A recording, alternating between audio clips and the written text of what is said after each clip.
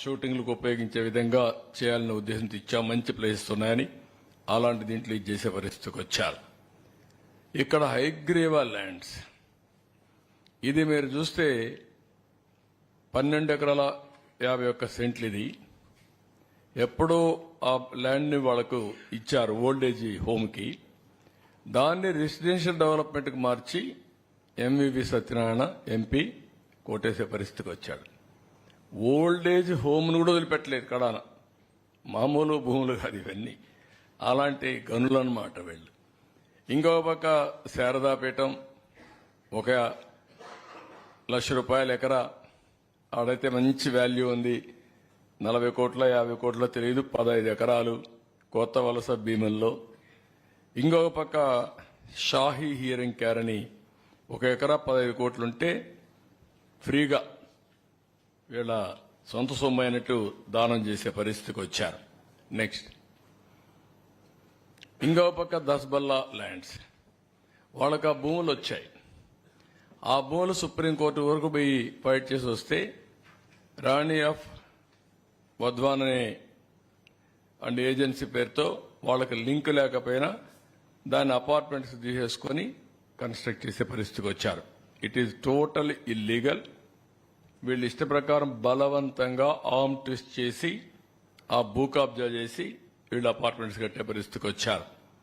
MVV MK housing, ఈ housing చూస్తే MP ఇంకా అద్దె లేదు, ఏమైనా చేయించేనా.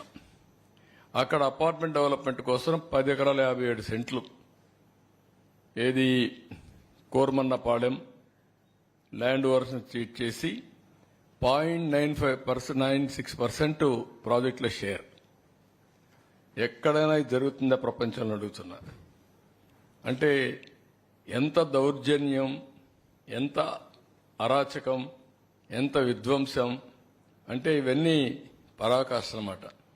ఇంకో పక్క ఎంవివి పీక్ పర్మిషన్ ఎంవివి బిల్డర్స్కి ఇచ్చి టైటిల్ డిస్ప్యూట్ని ఇగ్నోర్ చేసి 65 కోట్లు TDR given out of turn ఇచ్చి, ఇలాంటి ఇర్రెగ్యులారిటీస్ నేను చెప్పేటి కొన్నే చెప్తున్నా, టైం కూడా అంత ఉండదు కాబట్టి ఇంకా రాను అవన్నీ ఎస్టాబ్లిష్ చేస్తాం.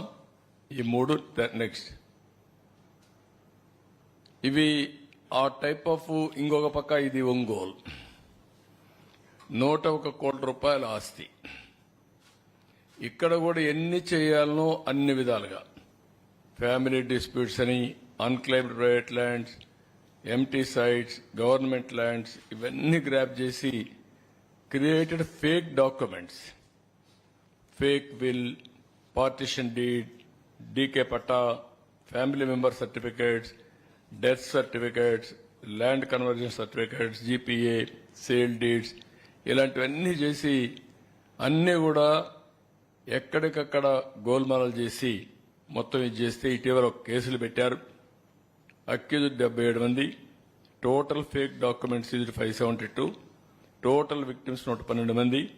హౌస్ సైడ్స్ ఎక్స్టెంట్ గ్రాబ్డ్ వచ్చి 27,610 స్క్వేర్ యార్డ్స్, వాల్యూ వచ్చి 101 కోట్ల రూపాయలు.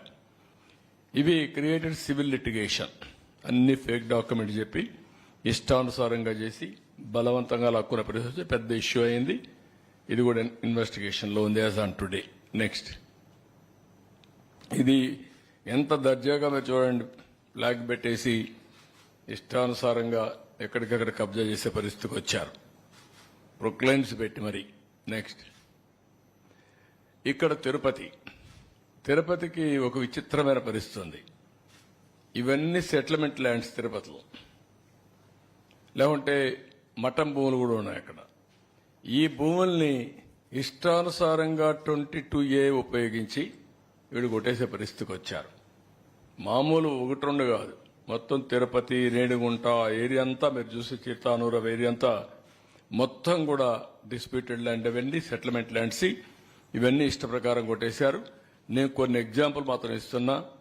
4.5 ఎకరాలు కాలువపురం వాక్ చిత్తానూరులో, తిరుపతి రూరల్ మండలం.